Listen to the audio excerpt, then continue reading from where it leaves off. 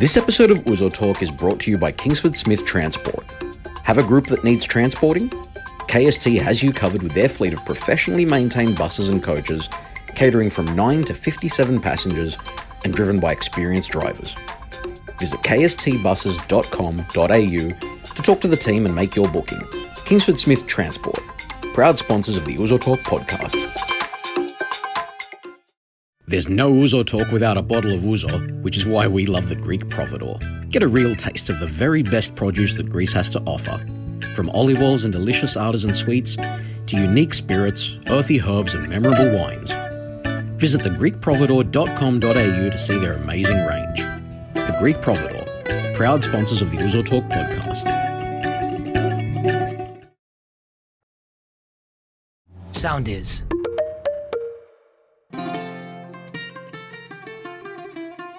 I have an important question for you, Nick. How important is Eurovision in your family? Because it's huge in mine. Really? Yeah, well, look, you guys are all musicians and you're all singers.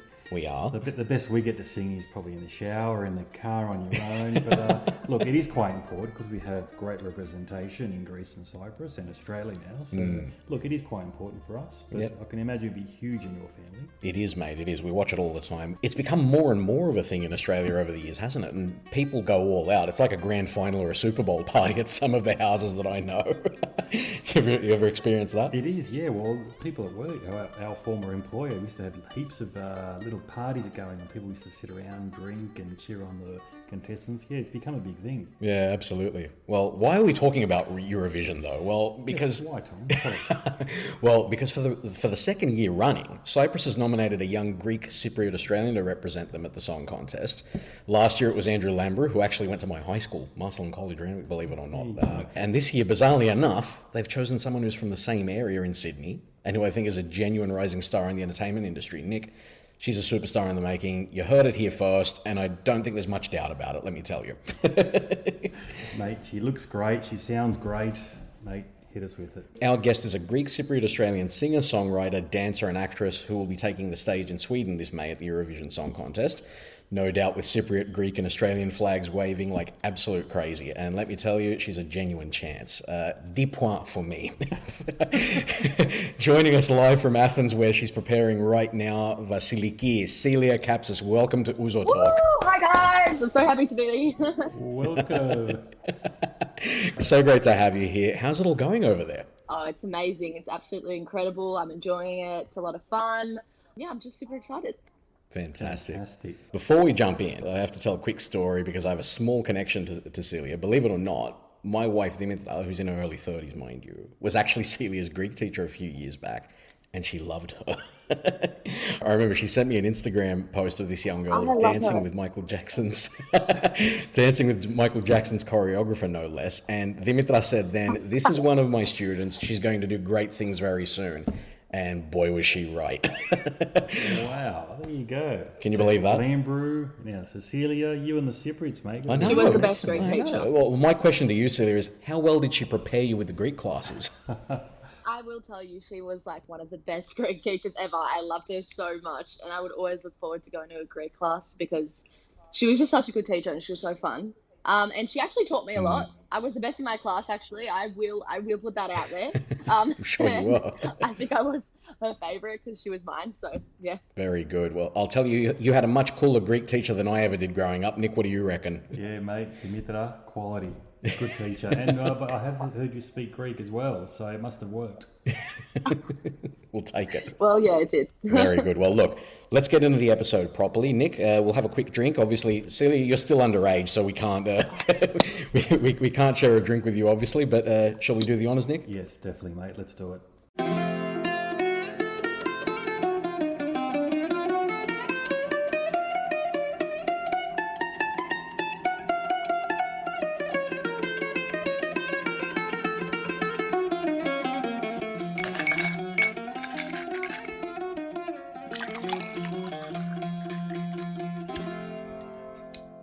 Yamas. Celia, great to have you with us.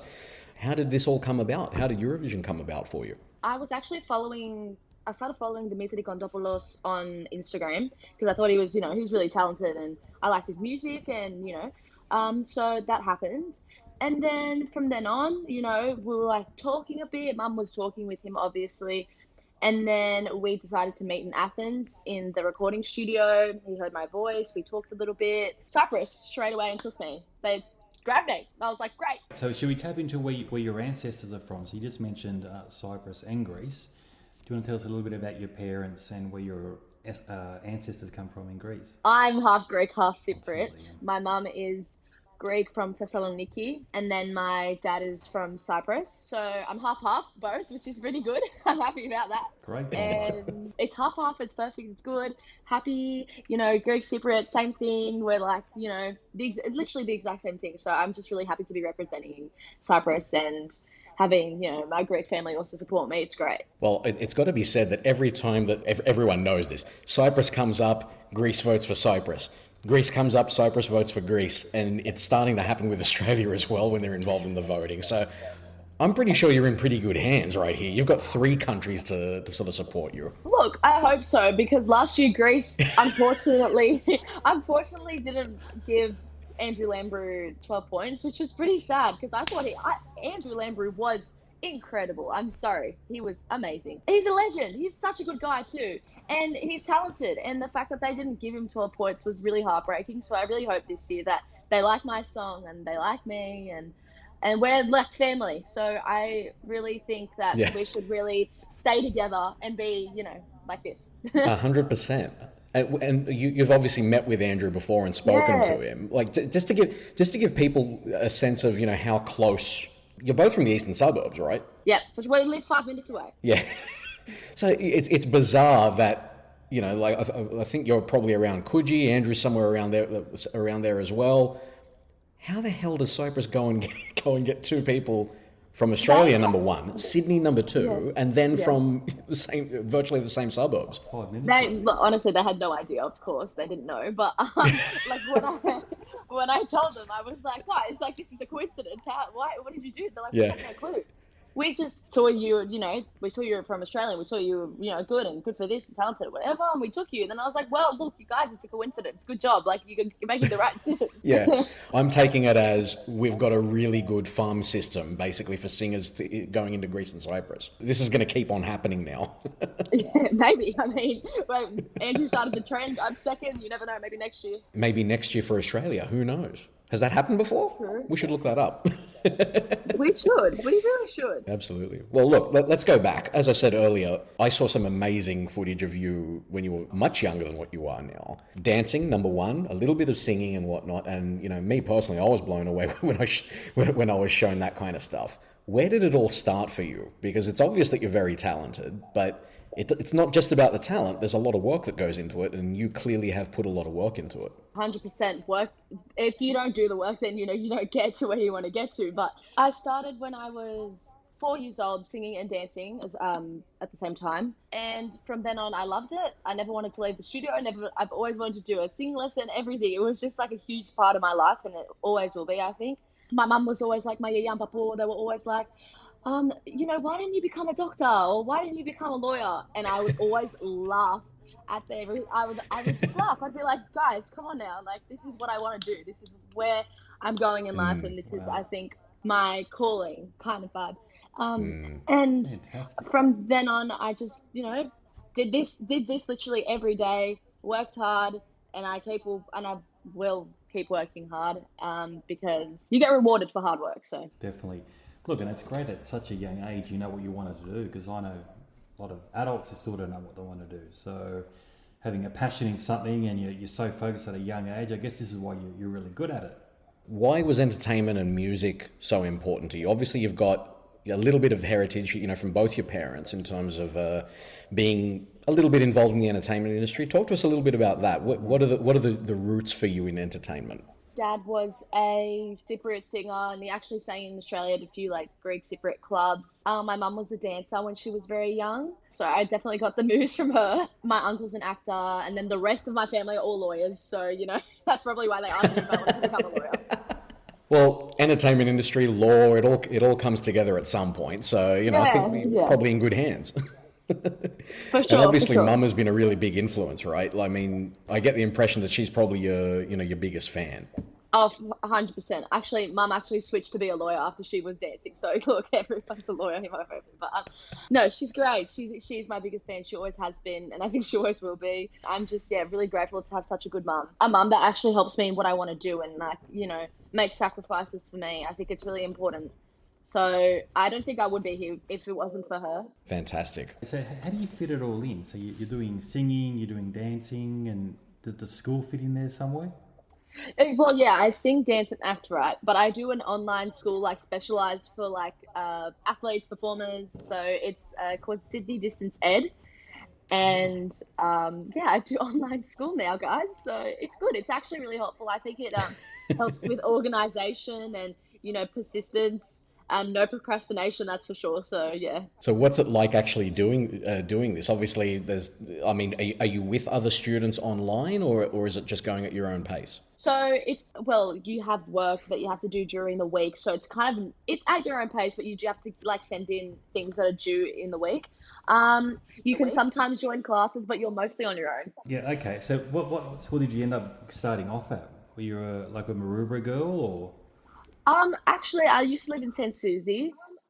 So I went to St. Susie, and then obviously we moved to Coogee, and I went to South Coogee Public School. And then after that, I went to Claremont, and then I actually went to St. Vincent's High School in Potts Point. And then I went to my school, my dance school, Village Nation. They have like a school for like performers, which is great. So now I just do online school now that I'm overseas. So while you were actually at those schools, did you get involved in things like musicals, or were there stage things, or were you actually studying music? Oh yeah, for sure. I've always been studying music. It's actually been my favorite subject. But yeah, definitely. Well, in Claremont College had every second year they had a huge concert. I know Guy Sebastian was actually watching because these kids were in the concert as well. And I was singing. Yeah. And it was crazy. And I met him. Yeah. Fantastic. But yeah, no, it was really cool. I was always in like choir. I was actually the head girl in choir, like the head choir person. And I won an award for music in Claremont College for the first time ever in years, I think. So it was pretty good. That was a pretty good thing for me when I was younger. So I was very proud. Fantastic. And little did you know that Guy Sebastian represented Australia at Eurovision, and now you're going to represent Cyprus. What a connection. Who would have thought? It's crazy. It's crazy. Has he given you any advice since? Well, I haven't seen him since that concert. So okay. He hasn't, but Andrew Lambrus has, and I appreciate him so much for it. So yeah. Fantastic. Let's go back to how this all came about. Now, where were you when you actually found out, when you got the call to say, yeah, this is going to happen? Actually, I was about to go to bed. It was like 12 o'clock at night. I was like, good night, everyone. And my mum like runs in my room, and I'm petrified for my life. I was like, what happened? Like, is someone breaking the house? Like, what's going on? And she runs in, and she's like, Celia, you've got Eurovision. You're representing Cyprus, and we're going to Greece next year, and LA, and you're going to do rehearsals in LA, and I honestly, obviously I didn't sleep that night. Like, how could you? I straight away called my family group chat. My young and papa were in Greece at the time because I actually lived with them. And then also my uncles and aunties, my cousins, everyone was on the call. It was great. It was actually a really wholesome experience. It was really fun though. It was great. And I'm just so excited. It's crazy. It was honestly, I couldn't believe it, but yeah. Fantastic. So how does it come about picking the song now? Do you get involved in how to pick the song, or is it the Cypriot body of Eurovision that picks it? So actually, Dimitri Kontopoulos, who lives in Greece, and he's Greek, but he's doing the song for Cyprus. There were 3 songs that we were all thinking about doing, and then I said that I liked this song Liar that I'm performing for Eurovision, and he agreed. Everyone else agreed, so we were like, let's just do this. Let's do it. So. Yeah, it was. Because it's important to note as well that you're actually a songwriter as well, so you would have had pretty strong views about what you'd actually be singing, right? Yeah, no, for sure. I mean, I really liked the song, so I was like, yeah, let's do it. It's so poppy, it's so dancey, and I'm just excited to perform it at Eurovision. Well, I mean, we spoke about our experience watching Eurovision. What's been your experience over the years? Was it a thing in your house? What was it like? So you guys were saying how it's a huge thing in your family. It's the exact same for mine. That's why everyone was like so excited. But like, the Greeks or the Cypriots, they're like, all about that stuff. And so every year we'd actually Yeah. watch Eurovision, especially when I was very young. My favorite year was Eleni Foureda's year, actually, when she got Oh second. yeah. Yeah, I was, and what I She used to did. do when I was younger, I used to stand next to the TV and next to the artist and pretend I was the artist and start copying their movements and their singing and everything. And I actually have videos of it, so it's crazy how I'm actually doing it. It's so crazy. That must come out at some point in the No, future. it has to. I have to post that, yeah, for sure. Classic. Oh dear. So, again, how many times would you have to perform that song in the competition? Is it just the one time you perform it, or is it No. a couple of times? It's like 6 times, I think, but then you also have 2 weeks of wow. rehearsals, which you perform it mostly every day. So it's a lot. So, do you do your rehearsals in Greece or is it in Sweden? So what we did was they took me to LA because the choreographers are from LA, and we obviously did rehearsals there, but with skeleton dancers, so not the actual dancers that will be at Eurovision. And then I went to Cyprus and did media, and then filmed the music video with two of the dancers that will be on the actual stage with me. One of them actually broke their leg, so we had to get a replacement, so he's not actually in the. Oh anyway, no. Wow. Yeah, it's crazy. But They anyway, can break their and leg. Break a leg. I know, break a leg. That's a good sign. It is. I mean, I don't know about that, but and now we're here and we're going to start rehearsals again with the actual dancers, and the dancers are from Denmark, so it's easier for them, to go to Sweden. And then obviously we go to Sweden, we have 2 weeks of rehearsals on the stage, stage directions, cameras, everything, interviews, and then obviously we have the 6 shows that we get to do. And then obviously if you're not if you go straight to the finals, and you just have 4 shows or 5 shows, I'm not sure, but not the case Cyprus, so we've got more. Fantastic. And you're judged on every performance. Is that correct? Out of the 6 that you just said. Am I judging? That's a good question, actually. I'm not sure. I think so, maybe. Maybe, yes. That's a good question, Nick. Yeah. I don't know what. There you go. Haven't really paid attention to that previously. How do you Yeah, prepare that's how for it this? works. Do you- I'm not even quite sure. I Yeah, really need to look at that, but yeah. You do your best, and that's Yeah. it. That's all you can Do do. your best in every performance, and that's all I can do. That's it. Wow. So do you do any preparations before you go on? Do you do some breathing techniques? Because again, I'm a yeah. novice singer. I'm sure Tom would be able to answer this. But so what's it like? Because you seem very confident, very mature for your age, and it sounds like you got your shit together. I mean, I hope so. I hope I do. Yeah, no, definitely. We're already voting you as a winner already. So, Μη τη ματιάσεις. all right. No. So what do you? How does it work? So you're backstage, say an hour out. Do you do any exercises beforehand? Yeah, Is it breathing? For sure. Probably voice exercises to warm up my voice, or obviously if I'm dancing, stretches and everything. But I don't think I should stress too much about it, because if I do, then obviously the nerves will get to me. I think I just need to breathe, calm down. I think I just need to enjoy it. That's all that it is. And I don't need to worry. I don't want to stress, because if that happens, then on stage, obviously I'm not going to, be my best version of myself. So I think I just need to calm down, breathe, obviously, take deep breaths, and just be there for just enjoy what I do and love it. Have you been to Athens often? I mean, Mum's from Thessaloniki, so we go there often as well. But Yaya's obviously got a house there that she's grown up in, so we go there often. But yeah, Athens has always been my favorite, actually, other than the islands, of course. But yeah. Okay, so can you pick out an island, or are there too many to pick? No, there are a lot to pick for sure, but I definitely have one, and it's Paros. Nice. I always loved Paros. Yeah. So Fantastic. Now, look, let's talk a little bit about your music. I mean, we mentioned earlier that you have the songwriting skills. Let's say, this is not just a performance thing. It's not just a dancing thing. You've got all of those things together. Tell us about what your plans are. What are you planning to do with what with your talents? Because obviously there's a lot that you can be doing with it in the industry. Well, as I'm not sure if you guys know, I do write my own music, and I've actually already distributed it and everything. So yeah, I think I'll be doing that a lot, writing my own music and sharing it. And obviously with the dancing, like my music videos, I dance in all my music videos. And I don't know, I just want to perform live. I want to do all that stuff. I'm also an actor, so I'd like to do more acting and stuff, because I was a Nickelodeon presenter and shooting a short film. So I like all the performance, that whole bubble of arts, the performing arts. Okay. Yeah. So if you had to choose between dancing, singing, and acting, what would be your preference? I'm so sorry, guys. Cannot answer that. They're all the same. Okay, or they're all equal first. Yeah. So you want to be in a musical movie, so to speak. That's called a musical. Yeah. That's no, literally. That'd be great. I'd love that. Okay, so I'm guessing you would have grown up watching those types of movies. Do you have any favorites? Oh, for sure. Sound of Music. I mean, yeah, no. Sound of Music's great. High School Musical's good. We've got Glee. Glee was good. That TV show was awesome. And the one that Beyonce was in. Wait, what was she in, do you know actually? what I'm talking about? Yeah, she was in one of them. I can't remember the name of it, though. Actually, an Australian one, The Sapphires. So that was a good one. I actually learned about that in English, so I had to watch it anyway. It was a great movie with Jessica Malboy. Perfect. Great. Was she in Eurovision? No. Jessica did go to Eurovision, Yes, she didn't was. she? Oh, Yeah. there you go. she was. Fantastic. Yeah. So, do you have a particular genre you prefer to sing to? Is it hip hop? Yeah, definitely pop, R&B, because I dance to that music, so I think it it's fine. Yeah. So who are the main influences? There are so many fantastic, singers out there. You've mentioned that you've met a few of them as well.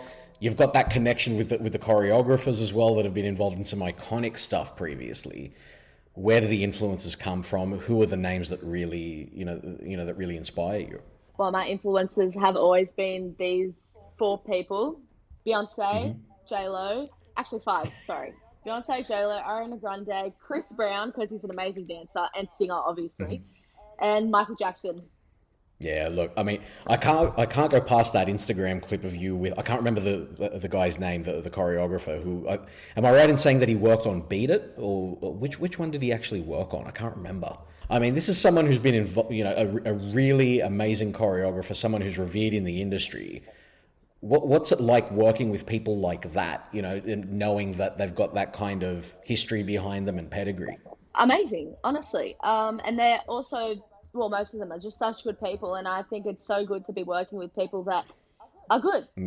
It's easy. It's fun. You enjoy it. I find it amazing, and I am inspired by them, definitely, from all their achievements. So I think it's great to be learning from people who have been where you want to get.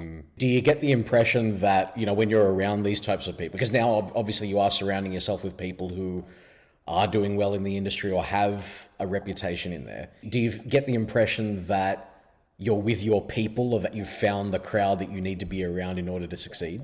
100%. 100%. And I obviously realized that from school as well, from switching from like a normal school to a performing arts school. It was so different, and it was such a good different. I'm telling you now, it was the best decision I ever did. And I think it's important, really important, to be around the people that love the same thing as you, and you guys can collaborate and work together and, help each other, which will, I think, get you far. How liberating was it for you when you finally got sent to a performing arts school? I'm guessing that it would almost be like the shackles have been taken off in some respect. You're being given all this freedom now all of a sudden. Literally. Well, like for me, if I went to switch to a normal school, I'd be petrified, nervous, scared of friends, whatever, no friends, whatever. But when I went to this school, I straight away knew, I was like, this is my people. Like, this is I'm going to have fun. I'm going to enjoy it. We're going to, work together, and it's just going to be something we all love doing. And I think it's important. And I think it was a great decision for sure. What do they sort of focus on in those types of schools? Do they focus on you as an individual, or do they really try and put you in ensembles or groups? How does it all work? So I go to Village Nation College, which is a dance school, but they are huge on, musical theatre, singing, everything like that, and acting, actually. Being with people that enjoy the same thing as you actually encourages you to, improve and work harder, because if you guys are all helping each other and working as a team, I think everything will just be better and more productive. Is that the sort of feeling now with all the people that you're working with, particularly for Eurovision? How close to that sort of environment is it now? The Cyprus Eurovision team is incredible. They're amazing, and they're doing this because they love the performing arts.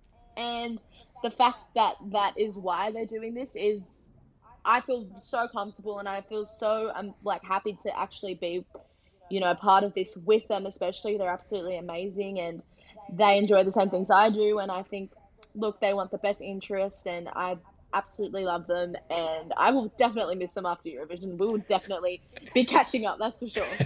Any chance of a future collaboration down the track? Is that, I mean, because I'm guessing that's part of what you would be doing, looking for people that, that can sort of, you can continue to work with. And if you've got the connection, is that something that you're looking at? Oh, definitely, 100%. I think it'd be really cool to collaborate with, people who have the same interests as you, especially if you're in the same performing arts, section. Yeah. So I think, yeah, 100%. That'd be great. That'd be awesome. And, we'd learn off each other, bounce off each other. It would be good.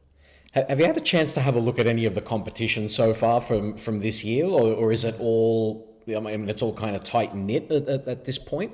Everyone's coming out every day, so it's Yeah. really hard to keep up. But I've seen everyone. Everyone looks amazing. I'm just excited to meet everyone, honestly, and just have a good time and, share our talents together and perform together. Has anyone sort of stuck out for you? Like, are there any songs or any performers that you're like, wow, that's awesome? I do. I'm not going to lie. I really do like Luxembourg's song. I think she's really talented. She's really good. I think, Italy, Malta, like all of them are pretty good. France is nice. They have a nice voice. Yeah. It's beautiful. But yeah, they're pretty cool. I like them. The reason I ask that question is because when we ask like sports people these types of questions, they don't have nice things to say about the opposition. This is different. Oh. This is different in the creative world. No, for sure. In the creative world, this is, there's a lot more support, I feel. There's support for the art, there's support for the individual, and appreciation for it as well.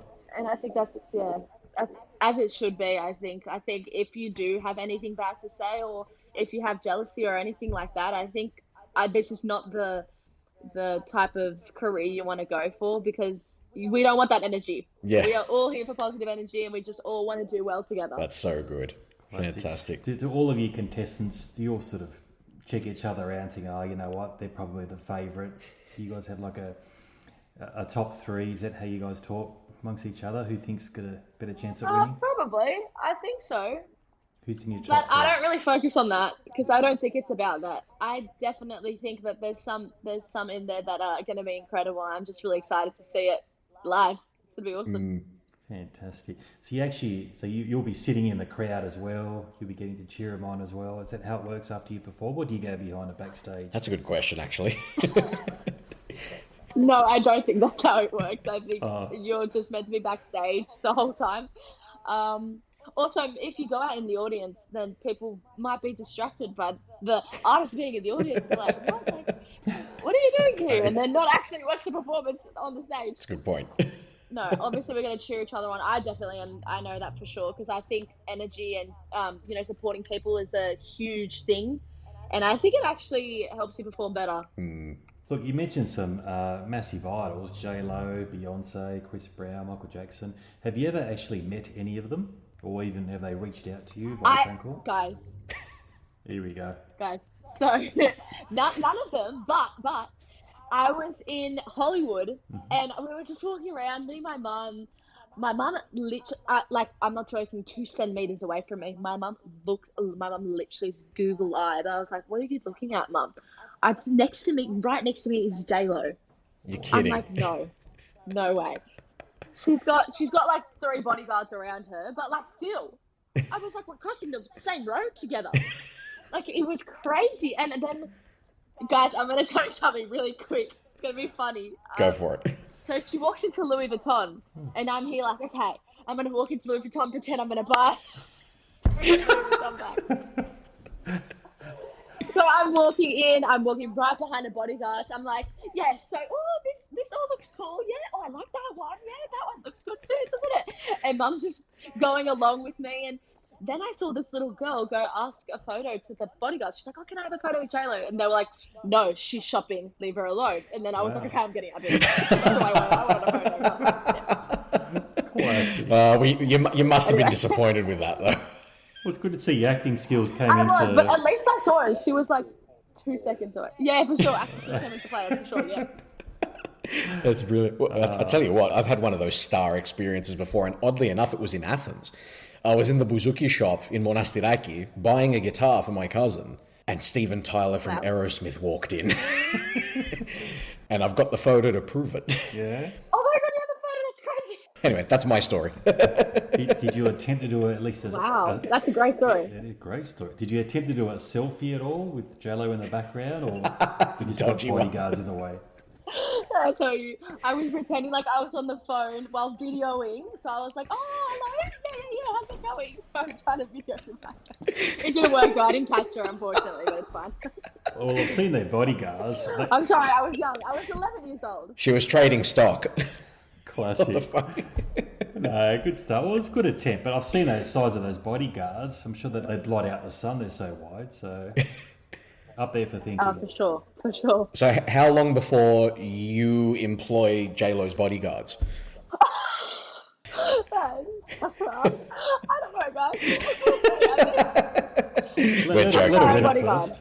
Yeah, agreed. I think I'm my own bodyguard. 100%. Classic.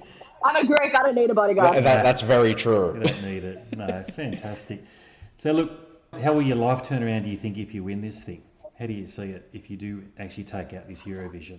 I don't know, honestly, I had no words, that's for sure. I could not tell you because I wouldn't be able to believe it. I'd literally be speechless. But I think it'd be a great opportunity. Even if I don't win, I think this is a great opportunity. A great opportunity. Whatever place I get, what is important to me is that I'm happy with my performance and I'm proud and I know that I did well, and that's the main thing. And I think if my team thinks that and if my country thinks that as well, that I'm representing, then I think I'll be the happiest I could be. Yeah, I mean, I think that's probably the best way to be about it, and and I think that's probably one of the reasons why you're going to do well, because you are sort of relaxed about it. You know what you're going to offer, and I think people can sort of feel that. And I mean, there's really good buzz around Sydney in particular around what Celia's about to do. Great level of support, unsurprisingly. What do you reckon, Nick? Yeah, definitely. Look, I think you're on Channel 7, weren't you? They interviewed you a couple of times, so you're definitely getting great publicity around here. So whole of Australia's behind you. Don't worry about that. Thanks, guys. I appreciate it. Just get your winner's speech ready, just in case. He's very confident. Oh, you're hilarious. Oh, thank you. I appreciate that. That's. I love that though. Thank you, because when I hear that stuff like that, it makes me, like, okay, I can do this. I'm ready. Yeah. No, definitely. Look, I've read some comments that you've said. You've said things like, "I'm not afraid. I love what I do. I believe in myself." Mate, half the time it's just confidence. You definitely got the talent, you got the moves. Sure. If you got the confidence as well, you got that Greek fighting spirit as well, or Cypriot, I should say in this case. But mate, I think we're going to be cheering for you, aren't we, Tom? We think you're going to go well. Well, thank you. Yeah, for sure. Thank you. Well, before we start wrapping up, but I mean, everyone's seen Eurovision before. It's got this cult following, or had a cult following in Australia. I guess it's more mainstream now, but some of the performances over the years have been really out there. And I mean, and that movie that, with Will Ferrell, I don't know if you saw that movie a few years ago, but, they sort of satirized, how big and epic a lot of the Eurovision stuff is. In your opinion, what makes a good Eurovision performance? Yeah, great question. I know that a lot of people like the really different, like weird, interesting, like performances. And I think that's pretty cool too. For me though, I have to say, like, this is why I liked Eleni Correa this year, and I think she should have won for sure because I'm into the pop dance song, like girl, like empowerment, and I think that is what stands out to me the most for sure, 100%. And I think Eurovision should really see that, and I think they do, and it's great. So yeah, we can't wait to see what you end up doing, and not just at Eurovision. It needs to be. It's going to go beyond that, obviously. 100%. Yeah, there's too much talent here for it just to end there. Celia, did you have another question? Yeah, I was going to say. So, how do you see yourself in, say, 5 years' time, regardless of what happens in the competition? Have you got a? So you're 22. Better moves, singing's already there. Definitely see myself moving to LA and living there. Maybe, performing around, maybe tours, do performing, singing, dancing. And I think also, being in maybe a movie or a TV show, that'd be pretty cool, involving singing and dancing. I think, honestly, I just want to see where it goes. And I have goals for sure, but wherever it takes me, I think I'll just be I'll just work hard and do what I love, and I think whatever happens, happens, and it happens for a reason. So Yeah, great. Well, it sounds a bit like J-Lo. She was a singer, dancer, and then she got into movies as well. So, good luck with it. We hope you get. Literally. If you have half of her success, like, it'll be amazing. But who knows what's going to happen from this point? Celia, we're so proud of the fact that you're doing this, and we can't wait to see what number one, what's going to happen at Eurovision, what's going to happen afterwards as well. We're going to be following very, very closely, and we hope that you'll come back and talk to us again when it all goes down. Sure. All the very best of luck, and don't forget us. 100%. No, never. I will never forget Uzo Talk. Just before we wrap up, do you have a message for the fans in Australia and Cyprus and Greece? I just want to say that I love you all, and I do adore you, and I really appreciate all your support and love. And I just hope I make Cyprus proud, Greece and Australia proud, and I hope you all love my performance. Thank you. Fantastic. Look, I think we're already proud of you already. So regardless of the result, congratulations. 100%. Awesome. So 29th of Feb. 29th of Feb, Liar comes out. We're going to be tuning in. We'll probably share it as well. Celia, thank you so much for being on the podcast, and thank you, we hope to guys. speak soon. Good luck. Give them heaps. For sure. Done. Thank you guys so much. Awesome. uzotalk@outlook.com is the email. Send us your feedback. Send us your emails. Let us know what what you think of the performances at Eurovision and of Celia. Obviously, we've had such good heard such good things about it already. And there's so much support. But again, at uzotalk and at uzo_talk on social media. Nika Thanasiou, Silia Kapsis. Thank you very much, guys. Thank you. Thanks, Tom. Thanks, everyone. Thanks, Celia. Take care. Thank you, guys. Yeah. Ακολουθήστε μας στο Soundees, στο Spotify, στο Apple Podcasts και στο Google Podcasts.